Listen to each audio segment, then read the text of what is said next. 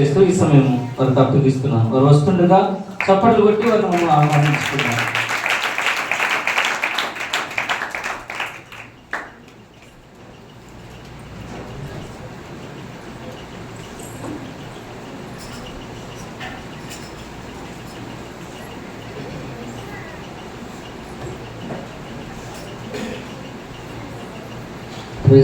హల్లెలూయా హల్లెలూయా హల్లెలూయా. మన ప్రభువును రక్షకుడైన యేసుక్రీస్తు నామములో చేరవచ్చినటువంటి మా ప్రియులు డైరెక్టర్ గారైన పరయ్య గారికి, అమ్మగారికి, అలాగే ప్రెసిడెంట్ అయ్య గారికి, అలాగే దైవజనులందరికీ కూడా, అలాగే చేరవచ్చిన అందరికీ కూడా హృదయపూర్వక వందనాలు తెలియపరుస్తూ ఉన్నాను.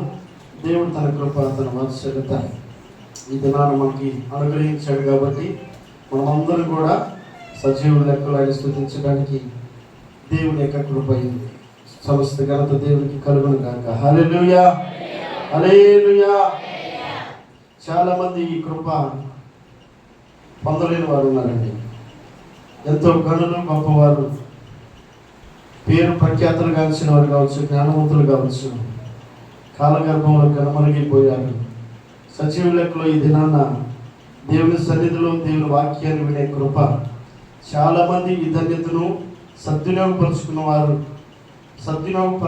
వారు ఎంతోమంది ఉన్నారు, మనందరికీ తెలుసు. అయినప్పటికీ ఈ దినాన ఆయన వాక్యము లేదా ఆయన సన్నిధిలో మనమందరం కూడా గడపడానికి ఇచ్చినటువంటి కృప ఎంతైనా మనకు దీవెన, ఆశీర్వాదకరమైనది. కాబట్టి ఇందుని బట్టి అందరూ కూడా ఒకసారి చేతులపైకి ఎత్తి దేవుని స్తోత్రం చెల్లిద్దాం.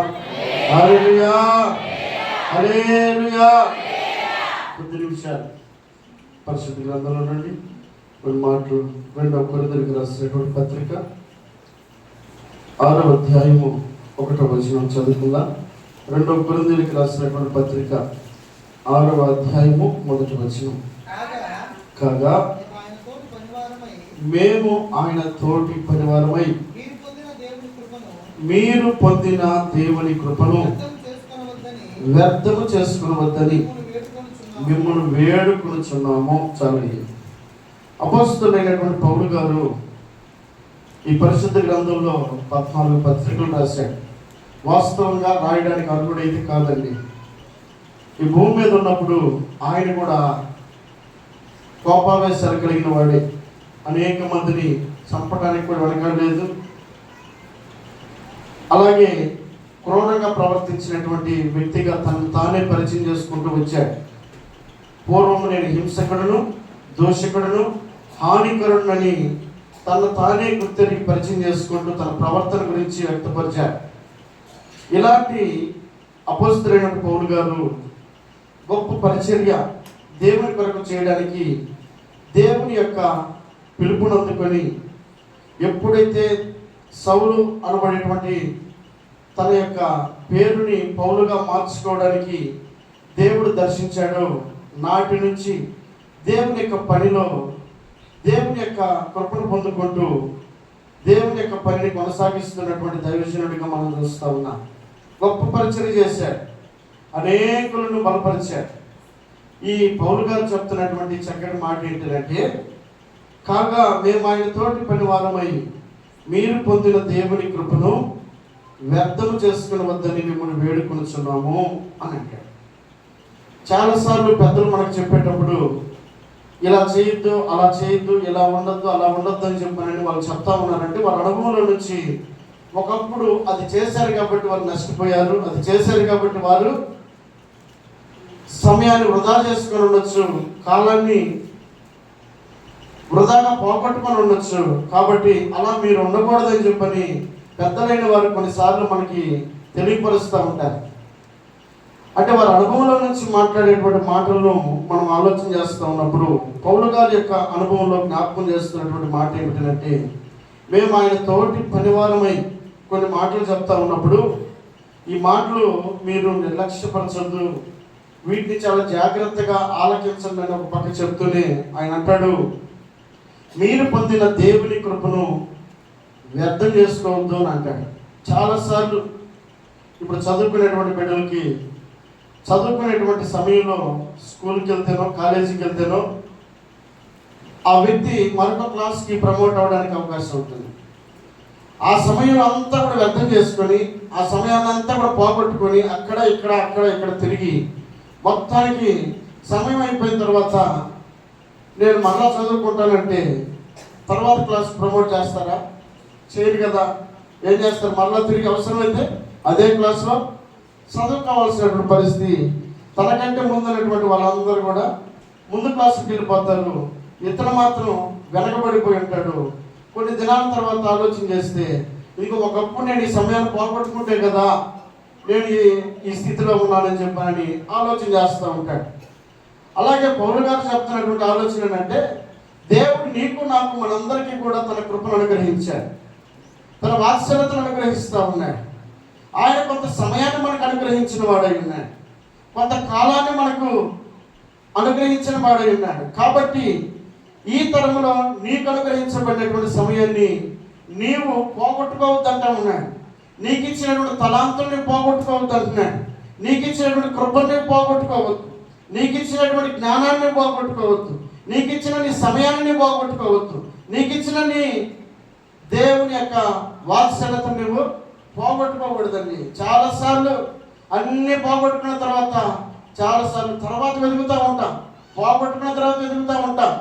యేసేవ అనబడేటువంటి వ్యక్తి అట జ్యేష్ఠత్వం అనబడేటువంటి కృప అనుగ్రహించబడినప్పుడు దాన్ని కళ్ళ ముందు ఉంచినప్పుడు దాన్ని నిర్లక్ష్యపరిచాడు, దాన్ని పోగొట్టుకున్నాడు.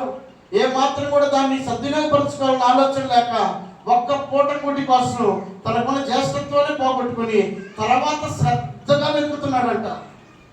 ముందు ఆ శ్రద్ధ లేదు, ముందు ఆ జ్ఞానం లేదు, ముందు ఆ తెలివి లేదు. పోగొట్టుకున్న తర్వాత తెలిసిందట ఏమని, అయ్యో ఆ జ్యేష్ఠత్వంలో ఉన్నటువంటి విలువేంటో తెలుసుకొని ఇప్పుడు అంటాడు, ఇదిగో నాకు మరలంతరిగా జ్యేష్ఠత్వం కావాలని దేవుని పాదాల దగ్గర కన్నీటి పర్యంతమై ఏడ్చినప్పటికీ అతడు విసర్జింపబడ్డాడని రాయబడింది. అంటే దేవుడు ఇచ్చినటువంటి అవకాశాలు ఏదైతే ఉన్నాయో ఆ అవకాశాలు మనం అన్నడూ కూడా జారి విడుచుకోకూడదండి.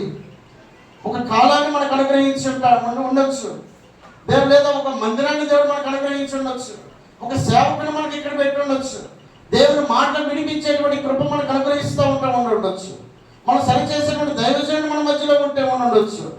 కానీ ఇవన్నీ కూడా దేవుని ప్రణాళికలో ఉన్నప్పుడు వీటిని ఎన్నడూ కూడా మనం వృధాపరచుకోకూడదు. ఒక రోజు రాబోతా ఉంది, దేవుని యొక్క మాటలు వినబడిన రోజు ఒక రోజు రాబోతా ఉంది. ఈ సముద్రం నుండి ఆ సముద్రం వరకు ఎంత వెతికినా కూడా ఎవరైనా ఒక చక్కటి మాటలు చెప్తే వినాలని ఎంత ఆశపడినా కూడా అది దొరకని దినం ఒక రోజు రాబోతా ఉంది. కాబట్టి మనం ఏ అవకాశాన్ని దేవుడు అనుగ్రహించాడో, ఏ కృపనైతే దేవుడు అనుగ్రహించాడో, ఏ సమయాన్ని అయితే దేవుడు అనుగ్రహించాడో, ఏ మాటనైతే దేవుడికి అనుగ్రహించాడో ఆ మాటను లేదా ఆ సమయాన్ని లేదా ఆ పరిస్థితులను నువ్వు సద్వినియోగపరచుకోవాల్సినటువంటి వ్యక్తిగా దేవుడి రాత్రి వరకు నిన్ను గుర్తించడానికి దేవుడు జ్ఞాపకం చేస్తున్నాడు. దేవుడి స్తోత్రం చెల్లిద్దాం. హల్లెలూయా. పౌలు గారు చెప్తున్నాడు, ఇది మేము దేవుని యొక్క జత పనివారమై ఉన్నాము. కానీ మీరు చెప్పే మాట ఏంటంటే, మీరు మీకు అనుగ్రహించబడినటువంటి దేవుని కృపను మాత్రం వ్యర్థం చేసుకోవద్దని అంటున్నాడు. దేవుని కృప చాలా అమూల్యమైనది. పోగొట్టుకున్న వ్యక్తికి తెలుస్తుంది దాని వాల్యూ ఏంటో. ఈ రాత్రి వేళ దేవుడు నీకు అనుగ్రహించినటువంటి కృప, నీకు అనుగ్రహించబడినటువంటి సమయము, నీకు అనుగ్రహించబడినటువంటి దేవుని మందిరము, దైవ సేవకుడు, ఈ ప్రజలు, ఈ ప్రాంతము, ఈ గ్రామము, ఈ రాష్ట్రము, ఈ దేశము నీకు అనుగ్రహించబడి ఉంటే అనేక ప్రాంతాల్లో ఈ స్వేచ్ఛ లేదు, అనేక ప్రాంతాల్లో ఈ అవకాశం లేదు, అనేక ప్రాంతాల్లో ఈ సంతోషము లేదు, అనేక ప్రాంతాల్లో ఇలాంటి కూడికలు జరగడానికి కూడా అవకాశం లేదండి. కాబట్టి ఇలాంటి పరిస్థితులన్నిటిలో ఒకసారి మనం వార్తలు పెడితే తెలుస్తుంది బయట పరిస్థితులు ఎలా ఉన్నాయో. ఇక్కడ మనకు అనుకున్నట్టుగా అక్కడ బయట లేవండి. బయట చాలా ప్రమాదకరంగా ఉన్నాయి, పరిస్థితులు చాలా దారుణంగా కనబడుతూ ఉన్నాయి. కాబట్టి మనకు అనుగ్రహించబడే కృప ఏదైతే ఉందో, మనకు అనుగ్రహించబడినటువంటి ఈ వాల్యూబుల్ టైం ఏదైతే ఉందో దీన్ని తప్పక మనం జాగ్రత్తగా సద్వినియోగపరచుకోవాల్సిన వారమై ఉన్నాం. దేవుని స్తోత్రం చెల్లిద్దాం. హల్లెలూయా. పరిశుద్ధ గ్రంథంలో కీర్తనల భాగము 78వ కీర్తన ఒక మాట జ్ఞాపకం చేసుకుందాం. కీర్తన భాగము 78వ కీర్తన 9వ వచనం చదువుదాం. 78వ కీర్తన 9వ వచనం. విండ్లను పట్టుకొని యుద్ధ సన్నద్ధులై ఎఫ్రాయిము సంతతి వారు యుద్ధ కాలమున వెనకకు తిరిగిరి. చాలండి. ఎవరు వీరు? విండ్లను పట్టుకొని యుద్ధ సన్నద్ధులై ఎఫ్రాయిము సంతతి వారు యుద్ధ కాలమున వెనకకు తిరిగారు అని రాయబడింది. ఎవరు ఎఫ్రాయిము? వాస్తవంగా ఈ ఎఫ్రాయిము లేదా అతనితో పాటు ఉన్నటువంటి జనాభా లేదా తనతో పాటు ఉన్నటువంటి మంది మార్బలాన్ని మనం ఆలోచన చేస్తే యెహోషువ గ్రంథంలో రాయబడినటువంటి మాట ఏంటంటే 108,100 మంది ఈ ఎఫ్రాయిము సైన్యంగా సమకూర్చబడి ఉన్నారు. శత్రువు ఎదురిస్తే ఎవడు కూడా నిలవబడడానికి బలం చాలదు. వారంత ధైర్యవంతులు, అంత బలం కలిగిన వారు, మంచి ఆచారబాహులు, ఎత్తు కలిగిన వారు, శక్తి కలిగిన వారు, బలం కలిగిన వారు, ఏదైనా ఎదుర్కోగలిగినటువంటి శక్తి సామర్థ్యాల వరకు ఉన్నాయి. అలాంటి వారు అడుగు వేస్తా ఉన్నప్పుడు శత్రువులు భయపడి వెళ్ళిపోయినటువంటి సందర్భాలు ఉన్నాయి. అలాంటి పరిస్థితుల్లో సైతము ఇక్కడ కనబడుతున్న మాటను మనం చూస్తూ ఉన్నప్పుడు వారి విండ్లను పట్టుకొని యుద్ధ సన్నద్ధులై ఎఫ్రాయిము సంతతి వారు యుద్ధ కాలమున వెనకకు తిరిగిరి. యుద్ధ కాలమున ఎన్నడూ కూడా అపజయాన్ని చేసిన వారు కాదు. ఎన్నడూ కూడా శత్రువుకు భయాన్ని పుట్టించగలిగినటువంటి శక్తి కలిగిన వారు. అలాంటి వ్యక్తులే ఒకరోజు వెనకడుగు వేస్తా ఉన్నారు. ఒకరోజు వారు కూడా భయపడే పరిస్థితి వచ్చేసింది. వారు కూడా వెనకడుగు వేసే పరిస్థితి వచ్చేసింది. శత్రువుకి బలము చేకూర్చబడింది. ఇదిగో ఎఫ్రాయిం వారు బలహీనులుగా మార్చబడ్డారు. శత్రువు ఎదురుగా వచ్చినప్పుడు వారు కూడా అడుగు ముందుకు వేయనటువంటి పరిస్థితి. ఒకప్పుడు ఆ పరిస్థితి లేదు. ఒకప్పుడు వారు అడుగు వేస్తే శత్రువే భయపడ్డాడు. ఇప్పుడు శత్రువును చూసి వీరు భయపడేటువంటి పరిస్థితి కనబడతా ఉంది. ఒకప్పుడు వెనక్కి వెళ్ళేటువంటి పరిస్థితి లేదు. ఇప్పుడు వారు వెనక్కు తిరిగి వెళ్ళిపోయేటువంటి పరిస్థితి కనబడతా ఉంది. కారణం ఏంటి? స్థితిగతుల్లో పరిస్థితుల్లో మార్పులు రావడానికి గల కారణం ఏంటి? వాస్తవంగా ఈ ఎఫ్రాయిం అనబడేటువంటి వ్యక్తి తన యొక్క జీవిత వృత్తాంతాన్ని మనం ఆలోచన చేస్తున్నప్పుడు అబ్రహాము కుమారుడైనటువంటి ఇస్సాకు కుమారుడైనటువంటి యాకోబు కుమారుడైనటువంటి యోసేపు యొక్క సంతతి ఈ ఎఫ్రాయిము. అంటే తన యొక్క బ్యాక్గ్రౌండ్ మనం ఆలోచన చేస్తున్నప్పుడు అబ్రహాము ఎన్నడూ కూడా వెనుతిరిగి చూసిన వాడు కాదు. ఇస్సాకు ఎన్నడూ కూడా వెనుతిరిగి చూసిన వాడు కాదు. అపజయాన్ని దేవుడు వారికి అనుగ్రహించలేదు. యాకోబు సైతము జీవితాన్ని కొనసాగించిన వాడుగా కనబడతా ఉన్నాడు. అలాగే యోసేపు సైతము ఒంటలో పడదలైపోయినటువంటి వ్యక్తి అయినప్పటికీ తన యొక్క సాక్షాత్మై అలాగే తను జీవించినటువంటి జీవితమును బట్టి హెచ్చింపబడి అతను గొప్పవాడిగా వెలుగొందినటువంటి పరిస్థితులు మనకు కనబడతా ఉంటాయి. ఆ బ్యాక్గ్రౌండ్ అంతటి మనం చూస్తూ ఉన్నప్పుడు ఈ ఎఫ్రాయిం సంతతి దగ్గరికి వచ్చేసరికి వారు వెనుదిరిగిపోయేటువంటి పరిస్థితి కనబడతా ఉంది. జరిగినటువంటి పరిస్థితి ఏంటి? వాస్తవంగా అక్కడ ఎఫ్రాయిముకి ఎవరు తోడుగా ఉన్నారని మనం ఆలోచన చేసినప్పుడు ఆదికాండము 48వ అధ్యాయము 15వ వచనం చూద్దాం. ఆదికాండము 48:15 అతడు యోసేపును దీవించి నా పితరులైన అబ్రహాము ఇస్సాకులు ఎవని ఎదుట నడుచుచుండిరో ఆ దేవుడు నేను పుట్టినది మొదలుకొని నేటి వరకును ఎవడు నన్ను పోషించును ఆ దేవుడు అనగా సమస్తమైన కీడుల నుండి నన్ను తప్పించిన దూత ఈ పిల్లలను ఆశీర్వదించును గాక. నా పేరును అబ్రహాము ఇస్సాకులను నా పితరుల పేరును వారికి పెట్టబడిన గాక. భూమి యందు వారు బహుగా విస్తరించుదురు గాక అని చెప్పెను. చాలండి. ఎవరి మాట చెప్తా ఉంది? ఇదిగో ఎఫ్రాయిం యొక్క తాత అయినటువంటి యాకోబు చెప్తా ఉన్నాడు. తన మనవ సంతతిని ఆశీర్వదిస్తా ఉన్నాడు. ఇది బహు తరాలకు వీరు ఆశీర్వాదకరంగా ఉండాలని, వీరు గొప్పగా ఉండాలని, వీరు అనేక మందికి వీరు ఆశీర్వాదకరంగా ఉండాలని తాత యొక్క ఆలోచన అండి. ఏ బిడ్డలైనా కానీ తల్లిదండ్రులు దీవించుకొని ఉంటారా? వాళ్ళు ఎట్లా సరే నా పిల్లలు బాగుండాలని చెప్పి కోరుకుంటారు. యాకోబు ఎందుకు బాగొట్టుకుంటాడు? తన తండ్రి ఎంత జీవితాన్ని జీవించాడు.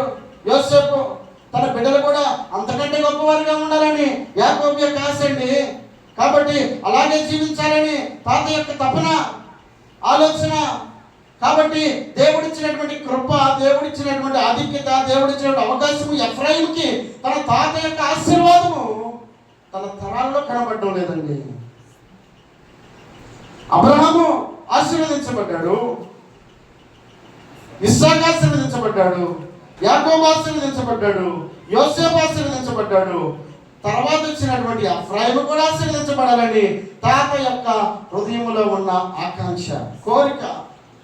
కాబట్టి ఈ కోరిక నెరవేర్చబడాలని, తరతరాలకు మీరు దీవెనకరంగా ఉండాలని తాత ఎంతో ఆశపడతా ఉన్నాడు. అంటున్నాడు కదా, ఇదిగో నా పేరును అబ్రహాము ఇస్సాకులను నా పితరుల పేరును వారికి పెట్టబడిన గాక అని అన్నాడండి.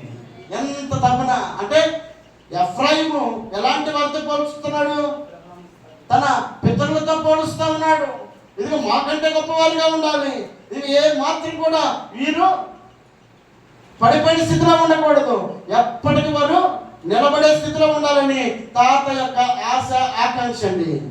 ఈ కోరిక నెరవేర్చాల్సిన బాధ్యత ఎవరి మీద ఉంది? మానవ సంతతి మీద ఉందండి.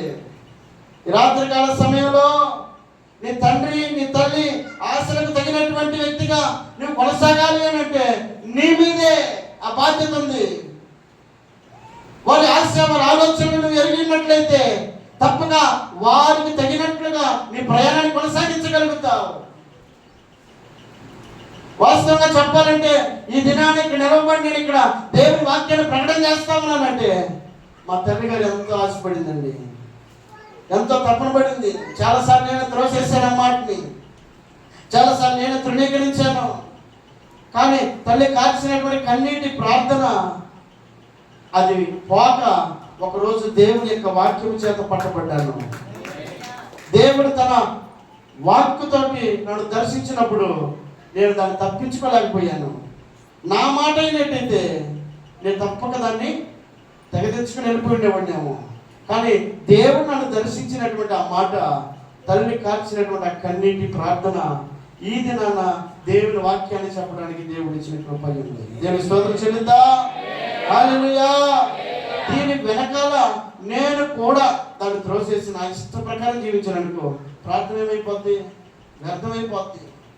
ఒకవేళ దేవుడు చాలాసార్లు అవకాశం ఇచ్చాడు నాకు, అవి ఇచ్చినటువంటి అవకాశాల్లో సద్వినియోగపరుచుకునేటువంటి బాధ్యతలు కానీ నేను విస్మరించినట్లయితే ఈ దినాన్ని నిలవబడడానికి అవకాశమే లేదు. కాబట్టి అవకాశాన్ని సద్వినియోగపరచుకోవాల్సిన బాధ్యత నా మీద ఉందన్న గ్రహింపు నేను కలిగి ఉన్నాను. కాబట్టి వెంటనే లోబడడానికి ఇష్టపడ్డానండి. దేని స్తోత్రం చెల్లిద్దా? హల్లెలూయా. కాబట్టి ఇక్కడ జరుగుతున్నటువంటి పరిస్థితిని మనం గమనిస్తా ఉన్నప్పుడు ఇదిగో తాత కోరుకుంటున్నాడు, అబ్రహాం వలె ఉండాలనుకుంటున్నాడు, ఇస్సాకు వలె ఉండాలనుకుంటున్నాడు, ఇదిగో నాలాగా ఉండాలనుకుంటున్నాడు, ఇదిగో యోసేపు వలె ఉండాలనుకుంటున్నాడు. ఎవరి గురించి? ఎఫ్రాయిము గురించి తాత యొక్క తపనండి. కాబట్టి ఈ తపనకు తగినటువంటి ప్రయాణము ఎఫ్రాయిములో ఉండాలి. తన బిడ్డలు ఎన్నడూ కూడా విడిచిపెట్టేవాడు కాదు. వారు ఆయన తట్టు చూడగా వారికి వెలుగు కలిగిన వారి ముఖములు ఎన్నడూ లక్ష్యపూర్వకమని సెలవిచ్చినటువంటి దేవుడు, వారి పక్షమై నిలబడగలిగినటువంటి దేవుడు, జీవితంలో కొనసాగించగలిగినటువంటి దేవుడిని ఆధారం చేసుకోవాల్సినటువంటి ఎఫ్రాయిము ఏం చేస్తున్నాడు? ఒక మాట జ్ఞాపకం చేసుకుందాం. హోషేయ గ్రంథం 8వ అధ్యాయం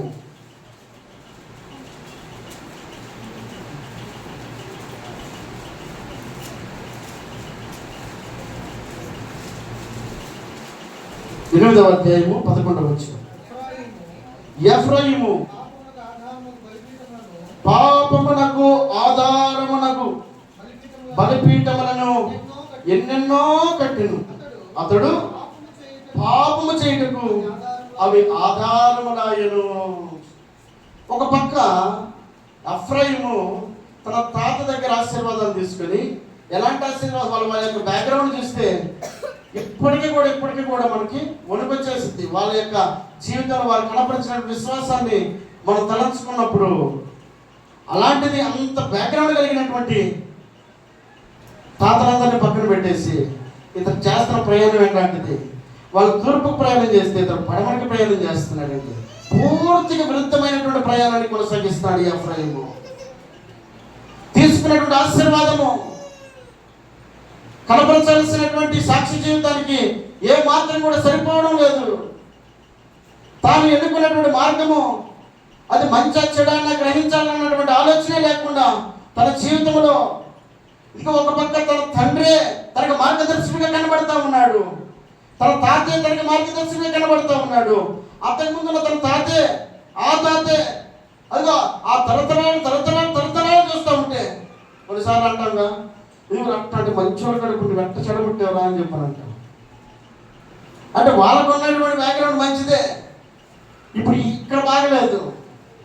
అంటే ఇక్కడ బాగలేదన్న విషయాన్ని వారికేమీ మచ్చరావడం లేదు. కానీ ఇదిగో వస్తున్నటువంటి చిక్కంతా కూడా ఈ ఎఫ్రాయిముకే. ఈ ఎఫ్రాయిము వచ్చినటువంటి సంతతి అంతా కూడా దైవికమైనటువంటి మార్గంలో కొనసాగినటువంటి వారిగా కనబడతా ఉన్నారు. చక్కటి బాటలు వారు కనబరిచారు, చక్కటి మార్గాన్ని వారు చూపించారు. వారు వేసిన బాటలు అడుగు వేయాల్సినటువంటి ఎఫ్రాయిము, వారు చూపించిన మార్గంలో నడవాల్సినటువంటి ఎఫ్రాయిము పూర్తిగా వైదొలిగి దారి తప్పి తన గమనాన్ని మార్చుకున్నాడు, తన ప్రయాణాన్ని మార్చుకున్నాడు, తన ఆలోచన మార్చుకున్నాడు, తన జీవితాన్నే మార్చుకుని ఇదిగో ఎవరెవరినో చూశాడు. అక్కడ ఇక్కడ అందరినీ చూసి లేనిపోని అన్ని కొత్త వేషాలు వేస్తూ ఉన్నాడు. కనబడుతున్నటువంటి మాట ఇక్కడ మనం చూస్తూ ఉన్నాం. ఎఫ్రాయిము పాపములకు ఆధారముకు బలిపీఠములు ఎన్నెన్నో, ఒక్కడ కాదండి క్షమిద్దాం అనుకుంటే, అరే పాణీలు అనుకుంటే మళ్ళీ చేస్తూనే ఉన్నాడు, పాణీలు అనుకుంటే మళ్ళీ చేస్తూ ఉన్నాడు. దేవుని యొక్క కృప వ్యర్థమరుస్తూ ఉన్నాడు, దేవుని యొక్క కృప నిర్లక్ష్యపరుస్తూ ఉన్నాడు. ఇక తన తల్లిదండ్రుల మీద ఉన్నటువంటి కృప సరే వారిని చూసైనా సరే ఈ ఎఫ్రాయిమును కాపాడదాం అనుకుంటే ఎఫ్రాయిము ఒక్కడ కాదు రెండు కాదండి, చేసుకుంటా పోతా ఉన్నాడు. ఇక్కడ ఒక మాట రాయబడింది 7వ అధ్యాయం 11వ వచనంలో, ఎఫ్రాయిము బుద్ధి లేని పిరికి గుండె గల గుబయాయిను, వారు ఐగుప్తీయులను పిలుచుకొందురు, అశ్షూరీయుల యొద్దకు. ఎక్కడ పోవాలి? వాస్తవంగా అయితే కష్టం వచ్చినప్పుడు, శ్రమ వచ్చినప్పుడు, బాధ వచ్చినప్పుడు, కన్నీరు వచ్చినప్పుడు, శత్రువు వచ్చినప్పుడు దేవుని దగ్గరికి వచ్చి దేవునికి మొరపెట్టాల్సినటువంటి ఈ ఎఫ్రాయిము దైవికమైనటువంటి కుటుంబంలో నుంచి వచ్చినటువంటి ఈ వ్యక్తి, ప్రార్థన కలిగినటువంటి వ్యక్తుల కుటుంబంలో నుంచి వచ్చినటువంటి ఈ వ్యక్తి ఎక్కడ చూస్తున్నాడు? తన చూపు ఎక్కడుంది, తన ప్రయాణం ఎక్కడుంది, తన మార్గం ఎక్కడుంది, తన ఆలోచన ఎక్కడుందని గమనిస్తూ ఉంటే ఇదిగో ఏమన్నాడు? అశ్షూరీయుల యొద్దకును ఐగుప్తీయులను పిలుచుకున్నాడంట. కష్టం వచ్చింది, శత్రువు వచ్చాడు, వాడు వచ్చాడు, ఈడొచ్చాడు, మీరన్నా సాయం చేద్దామని చెప్పని అంటున్నాడు. దేవుని పిలవాల్సినటువంటి ఈ వ్యక్తి, దేవునికి మొరపెట్టాల్సినటువంటి ఈ వ్యక్తి, ఆస్థానపడేటువంటి వ్యక్తి, ప్రార్థించగా లక్షల మందిని ఓడించగలిగినటువంటి శక్తినిచ్చినటువంటి దేవుని పక్కన పెట్టినటువంటి ఈ ఎఫ్రాయిము ఎవరిని పిలుస్తున్నాడు? ఐగుప్తుని పిలుస్తున్నాడంట, అశ్షూరీయుని పిలుస్తున్నాడంట. దైవికమైనటువంటి మార్గంలో ఉన్నటువంటి ఈ వ్యక్తి ఆశ్రయిస్తున్నటువంటి వ్యక్తులు విరుద్ధమైనటువంటి వ్యక్తులతో ఇతడు తన సహవాసాన్ని గడుపుతా ఉన్నాడు. వాస్తవంగా ఎఫ్రాయిము దేవుని విడిచిపెట్టాడు, ఎఫ్రాయిము దేవునికి దూరంగా ఉన్నాడు, ఎఫ్రాయిము దేవుణ్ణి మర్చిపోయిన వాడుగా ఉంటే ఉండొచ్చేమో. కానీ దేవుడు ఎఫ్రాయిమును మర్చిపోయాడా? దేవుడు ఆ ఎఫ్రాయిమును వదిలిపెట్టేశాడా అని మనం ఆలోచన చేస్తే ఎఫ్రాయిము గురించి ఆయన పలుకుతున్నటువంటి ఒక మాటను మనం ఇక్కడ ఆలోచన చేద్దాం. అక్కడే ఒక మాట జ్ఞాపకం చేసుకుందాం. కీర్తన భాగము 61 కీర్తన 7వ వచనం. కీర్తనలో 67. గిలాదు నాది, మనష్షే నాది, ఎఫ్రాయిము నాకు శిరస్త్రాణము. ఏమంటున్నాడండి? గిలాదు నాది, మనష్య నాది, ఎఫ్రాయిము నాకు శిరస్త్రాణం అంటున్నాడండి. ఎఫ్రాయింకి ఇస్తున్న స్థానం ఎలాంటిదో తెలుసా? ఎఫ్రాయిము దేవుని పక్కన పెట్టేశాడు, కానీ ఎఫ్రాయిం మాత్రం దేవుడు పక్కన పెట్టలేదు. ఎఫ్రాయింకి ఇచ్చిన స్థానం మాత్రం తక్కువైంది కాదు. ఎఫ్రాయిం అన్నాడు నా శిరస్త్రాణం అంటున్నాడు. శిరస్త్రాణం అంటే తలకి కిరీటం పెట్టుకోడండి. కిరీటాన్ని ఎక్కడ పెట్టుకుంటారు? మోహనం పెడతారా? ఎక్కడ పెడతారు? తల మీద పెట్టుకుంటారండి. ఎఫ్రాయిం ఎక్కడ పెట్టుకున్నాడు? ఆయన నెత్తి మీద పెట్టుకున్నాడండి. ఆయన నెత్తి మీద పెట్టుకున్నటువంటి ఎఫ్రాయిము దేవుడు మాత్రం గుర్తిరిగేవాడిగా కనపడడం లేదు. చాలాసార్లు మనం గారాబంగా పెంచుతూ ఉంటాం బిడ్డల్ని, చాలాసార్లు గారాబంగా చూసుకుంటూ ఉంటాం. కానీ వారు మన గారాబాన్ని అలసుగా తీసుకొని మనం చూపించే మార్గాన్ని ఏమాత్రం ఫాలో అవ్వకుండా వారి ఇష్టమైన మార్గంలో వారు వెళ్ళిపోతూ ఉంటారు. ఎఫ్రాయిం చేస్తున్నటువంటి పని కూడా అలాంటిదే. వాస్తవంగా దేవుడు ఎఫ్రాయింకి ఇచ్చిన స్థానము నెత్తి మీద పెట్టుకున్నాడండి. నెత్తి మీద పెట్టుకున్నటువంటి ఎఫ్రాయిము తన చూపంతా పక్కకే, తన చూపంతా కూడా లోకం వైపే, తన చూపంతా కూడా దేవునికి విరోధమైనటువంటి వారితో సహవాసం చేసేటువంటి ఆలోచన కలిగినటువంటి వ్యక్తిగా తన జీవితంలో కనబడుతూ ఉన్నాడు. ఎఫ్రాయిము నా శిరస్త్రాణము వంటి వాడని పిలుస్తూ ఉన్నాడు. ఎంత గొప్ప ఆధిక్యతని దేవుడు ఇచ్చాడు ఎఫ్రాయింకి. ఎఫ్రాయింకి ఇచ్చినటువంటి ఆధిక్యతని ఎఫ్రాయిం కనుక ఆలోచన చేయగలిగితే ఎఫ్రాయిం ఎప్పుడో తన మనసును మార్చుకోగలిగిన వాడే ఉండేవాడేమో. కానీ ఎఫ్రాయింకి ఇచ్చిన స్థానాన్ని ఎఫ్రాయిం గమనించలేదు. రెండవది ఎఫ్రాయిం గురించి ఆయన పలుకుతున్నటువంటి ఒక మాటను చూస్తే ఇర్మియా గ్రంథము 31వ అధ్యాయము 9వ వచనం. ఇర్మియా గ్రంథము 31వ అధ్యాయము 9వ వచనం. చివరిలో ఉండిద్దండి, చివరిలో ఉండిద్ది. ఎఫ్రాయిము నా జ్యేష్ఠ కుమారుడు కాడా, ఎఫ్రాయిము నా జ్యేష్ఠ కుమారుడు కాడా అని అంటున్నాడు. ఏమన్నాడు? దానిపై మాట్లాడాడు, ఇశ్రాయేలునకు నేను తండ్రిని కానా, ఎఫ్రాయిము నా జ్యేష్ఠ కుమారుడు కాడా అని పిలుస్తున్నాడు. అంటే ఎఫ్రాయింకి ఏ స్థానాన్ని ఇచ్చాడు? జ్యేష్ఠ కుమారుడు అనే స్థానాన్ని ఇచ్చాడండి. అంటే జ్యేష్ఠ కుమారుడు అని అంటే నీకు అంతర్మించినటువంటి ఆధిక్యత ఇంకేముంటుంది? శిరస్త్రాణము అని అన్నాడంటే నీకు అంతర్మించినటువంటి స్థానం మీకు ఎక్కడ ఉంటుంది? నెత్తిని పెట్టి చూసుకునేటువంటి తండ్రి అండి ఆయన. జ్యేష్ఠ కుమారుడిగా కౌగులించగలిగినటువంటి, ప్రేమించగలిగినటువంటి గొప్ప తండ్రి ఆయన. దేవుని యొక్క మనస్తత్వాన్ని, దేవుని యొక్క ఆలోచన గమనించలేనటువంటి ఈ ఎఫ్రాయిము దేవుని అర్థం చేసుకుని దైవికమైన మార్గం నుంచి వైదొలిగిపోతా ఉన్నాడు. ఈ రాత్రి వల్ల నీకు నాకు దేవుడు జ్ఞాపకం చేసుకున్న ఆలోచన, ఒకవేళ ఎఫ్రాయిమే దైవికమైన మార్గాన్ని కొనసాగించేటువంటి విషయంలో తడబడినట్లయితే ఈ రాత్రి వల్ల నీ దైవికమైన మార్గంలో నువ్వు ఎంతవరకు కొనసాగగలుగుతా ఉన్నావు? లేదా ఎఫ్రాయిం వల్ల తడబాటు కలిగినటువంటి ఆలోచన నీలో కలిగి ఉన్నాయా? ఎఫ్రాయింకి ఇచ్చినటువంటి ఆధిక్యత అలాంటిది. నెత్తిని పెట్టుకుని చూసుకునేటువంటి అవకాశాన్ని దేవుడు ఇచ్చాడు. శిరస్త్రాణం అంటా ఉన్నాడు, జ్యేష్ఠ కుమారుడు అంటా ఉన్నాడు. ఈ రాత్రిలో దేవుడిని ప్రేమించిన విధానాన్ని జ్ఞాపకం చేసుకుంటా ఉన్నప్పుడు, దేవుడికి ఇచ్చిన ఆధిక్యతని జ్ఞాపకం చేసుకుంటా ఉన్నప్పుడు, దేవుడు ఇచ్చిన అవకాశాన్ని జ్ఞాపకం చేసుకుంటా ఉన్నప్పుడు, దేవుడు నీకు ఇచ్చిన స్థానము ఈ లోకంలో ఎవరు పొందుకోలేనటువంటి స్థానం. అది పరిశుద్ధ స్థలంలో కూర్చునేటువంటి అవకాశం, దేవుడు వాక్యాన్ని వినేటువంటి అవకాశం. దేవుడిని ప్రేమిస్తున్నాడు. వాక్యం సెలవిస్తున్నటువంటి మాట ఏమిటంటే, ఇదిగో దేవుడు నిన్ను ప్రేమిస్తా ఉన్నాడు. నిన్ను మాత్రమే కాదు, ఈ లోకంలో అర్థం చేసుకోలేనటువంటి వాళ్ళందరినీ కూడా ప్రేమిస్తా ఉన్నాడు. ఇదిగో దేవుడు ఈ లోకమును ఎంతో ప్రేమించాడంట. ఎంత ప్రేమించాడంట? చెప్పలేనంత ప్రేమించాడంట.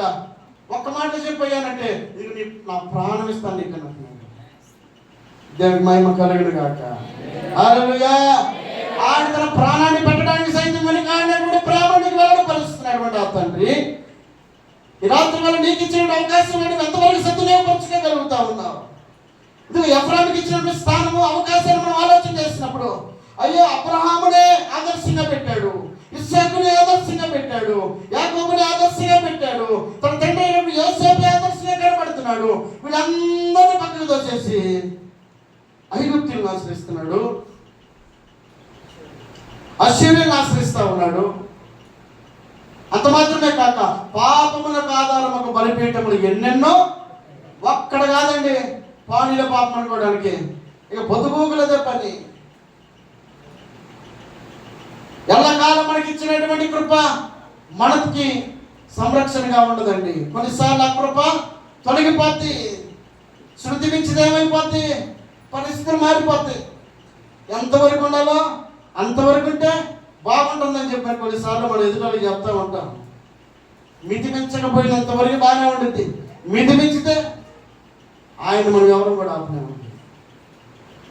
పరిస్థితులు మన చేతిలో ఉండవు. ఇంకా ఇప్పటి వరకు మనం ఏదనుకుంటే జరగచ్చు, ఏదనుకుంటే అది చెల్లుబాటు అవ్వచ్చు. ఆయన కనుక తలుచుకుంటే, ఆయన కనుక శృతి మించితే ఇక మన లవోదివాన్నా కూడా కనికరం అనేది కనపడదు. పరిస్థితులన్నీ కూడా చేయదాడిపోతాయి.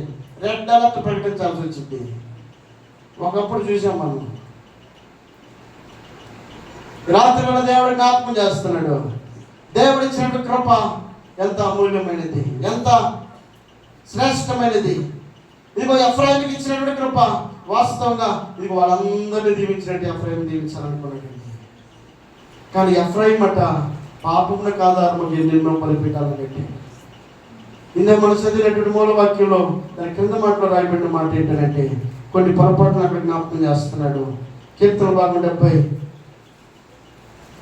78, 10, 11 వచ్చినాడు. వారు దేవుని నిబంధనను గైకొనకపోయింది, ఆయన ధర్మశాస్త్రమును అనుసరింపనొల్లకపోయిరి, ఆయన క్రియలను, ఆయన వారికి చూపించిన తన ఆశ్చర్య క్రియలను వారు మరిచిపోయి.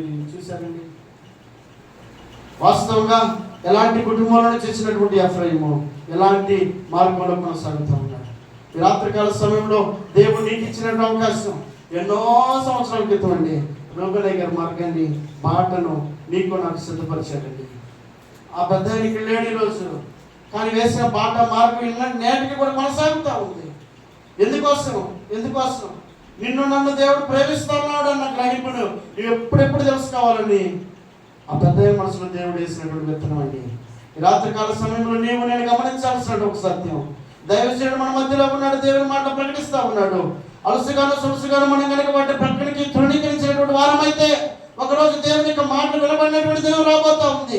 దేవుని యొక్క కృప నిలిచిపోయేటువంటి దినం రాబోతా ఉంది. అయ్యో నాకు దేవుని మాట వినబడితే బాగుంది అనుకునేటువంటి రోజు వచ్చినప్పుడు నీకు వినబడని దినాలు రాబోతా ఉన్నాయి. ఈ సముద్రం నా సముద్రం వరకు వెళ్ళినా కూడా దేవుని మాట వినబడదట. ఇంకా ఇప్పటికే పరిస్థితులన్నీ కూడా చేదాడిపోతా ఉన్నాయి. రాత్రివేళ నీకు నాకు ఇచ్చినటువంటి కృప ఎంతవరకు మనం సద్వినియోగపరచుకోగలుగుతా ఉన్నాం, ఎంతవరకు దాన్ని ఉపయోగించుకోగలుగుతా ఉన్నాం, ఎంతవరకు దాన్ని మన జీవితాలకు ఆశీర్వాదకరంగా మార్చుకోగలుగుతా ఉన్నాం. ఇది ఎఫ్రాయిము యుద్ధ సన్నద్ధుడయ్యాడు, అన్ని రెడీ చేసుకున్నాడు, అన్ని బాగున్నాయి, కానీ యుద్ధానికి వెళ్ళబోయేసరికి వాళ్ళు కావడం లేదు. రాత్రికాల సమయంలో దేవుడు నీకు అన్ని అవకాశాలు ఇచ్చాడండి. అన్ని అవకాశాలు నీ చేతిలో ఉన్నాయి. నీ చేయి దాటిపోక మునిపే సద్వినియోగపరచుకోవడానికి అవకాశం ఇచ్చినటువంటి ఈ సమయాన్ని నువ్వు ఉపయోగించుకోగలిగితే, ఈ పరిస్థితులను ఉపయోగించుకోగలిగితే, ఈ మందిరాన్ని ఉపయోగించుకోగలిగితే, ఈ సేవకుని ఉపయోగించుకోగలిగితే, ఈ మాటలను ఉపయోగించుకోగలిగితే, ఈ స్థలాన్ని ఉపయోగించుకోగలిగితే తప్పక దేవుడిని ఆశీర్వదించడానికి ఆయన ఇష్టపడతా ఉన్నాడు. దేవుడికి మహిమ కలుగును గాక. హల్లెలూయా. ఇర్మీయా గ్రంథము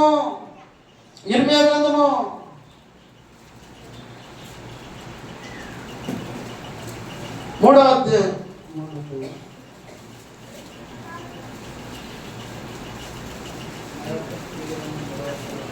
31వ అధ్యాయము 3వ వచనం. 31 చాలా కాలం కిందట యెహోవా నాకు ప్రత్యక్షమై ఇట్లా నేను శాశ్వతమైన ప్రేమతో నేను నిన్ను ప్రేమించుచున్నాను గనుక వీడువక నీ ఎడల కృప చూపుచున్నాను. దేవునికి మహిమ కలుగును గాక. శాశ్వతమైన ప్రేమతో ఆయన నిన్ను ప్రేమిస్తా ఉన్నాడు. 40 సంవత్సరాలుగా నిన్ను ప్రేమిస్తా ఉన్నాడు. నేటి వరకు కూడా ప్రేమ నీ ఎదుట ప్రవహిస్తా ఉందండి. దేవుడి ఇచ్చిన కృపను ఎన్నడూ నువ్వు వ్యర్థపరచుకోకూడదు, నిర్లక్ష్యపరచుకోకూడదు. ఆయన శాశ్వతమైన ప్రేమతో నిన్ను ప్రేమిస్తా ఉన్నాడు. కాబట్టి ఈ రాత్రికాల సమయంలో ఆయన విడవక నీ ఎడల కృప చూపిస్తా ఉన్నాడు. కాబట్టి ఏం చేయాలంట? పెద్దలు అంటారు కదా, ముద్దు వచ్చినప్పుడు సంకెక్కాలండి, కోపం వచ్చినప్పుడు ఎక్కితే ఇస్సలు అలా పడేస్తారు. అవునా కదా? అక్కడ దాకా తెచ్చుకోకుండా ఏం చేయాలా? ముద్దు వచ్చినప్పుడు సంఖ్యలు ఎక్కాలి. ఇప్పుడు దేవుడు అంట విడవక నిన్ను ప్రేమిస్తా ఉన్నాడు. కాబట్టి ఆయన హక్కును చేరడానికి నువ్వు అవకాశం ఇవ్వగలిగితే దేవుడు నీకు సంరక్షకుడిగా ఉండి ఈ ఎడల కృప చూపడానికి ఇష్టపడుతున్నాడు. దేవుడి మాటలు దీవించిన గాక. సంబంధించినటువంటి భవిష్యత్తుకి పొందుతున్నాను.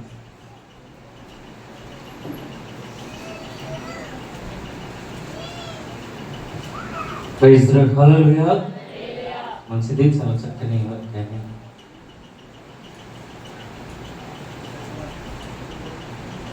చక్కని దైవ సందేశాన్ని అందించిన దైవ సేవకుడు చిన్న భాష గారికి ప్రభుపేట తెలియజేసుకుంటున్నాను.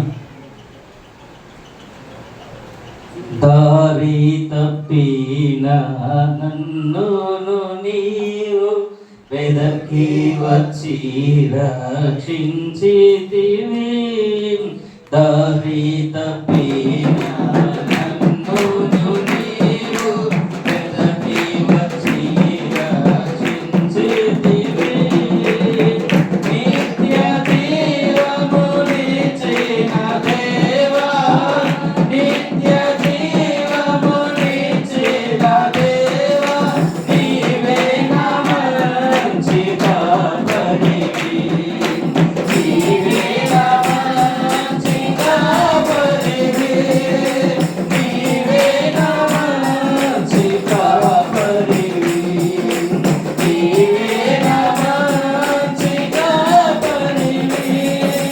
ఓ ప్రభువా, ఓ ప్రభువా, నీవే నా మంచి కాపరివి, నీవే నా మంచి కాపరివి, నీవే నా మంచి కాపరివి, నీవే నా మంచి కాపరివి. నీవు ప్రేమించిన గొర్రెలన్నిటినీ ఎల్లప్పుడూ విడువక, నీవు ప్రేమించిన గొర్రెలన్నిటినీ ఎల్లప్పుడూ విడువక, అంతము వరకు కాపాడు దేవా, అంతము వరకు కాపాడు దేవా, నీవే నా మంచి కాపరివి, నీవే నా మంచి కాపరివి, నీవే నా మంచి కాపరివి, నీవే నా మంచి కాపరివి. ఓ ప్రభువా, ఓ ప్రభువా, నీవే నా మంచి కాపరివి, నీవే నా మంచి కాపరివి. హల్లెలూయా. మంచిది. ఈ సమయంలో ప్రార్థన చేసుకున్నాం. మన మధ్యలో దైవ సేవకులు ఐజక్ గారు ఉన్నారు. వచ్చి ప్రార్థన చేస్తున్నారు.